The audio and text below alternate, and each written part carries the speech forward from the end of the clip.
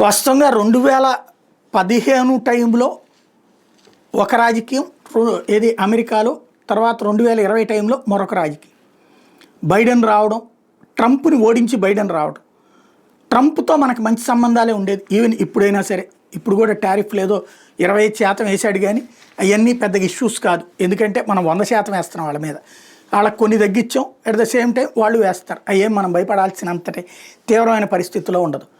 అయితే ఇక్కడ ట్రంప్ ఇదివరకటి కంటే కూడా ఘన విజయం సాధించాడు. అమెరికాలో రికార్డులు తిరగరాశాడు.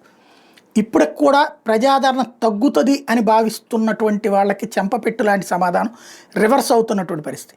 తాజాగా ఫ్లోరిడాకి సంబంధించినటువంటి హౌస్ సీట్స్ రెండూ కూడా రిపబ్లికన్ క్యాండిడేట్లు విజయం సాధించడం అన్నటువంటిది మరొక కీలకమైనటువంటి అంశం. డెమోక్రాట్స్ అక్కడ కూడా దెబ్బతిండం.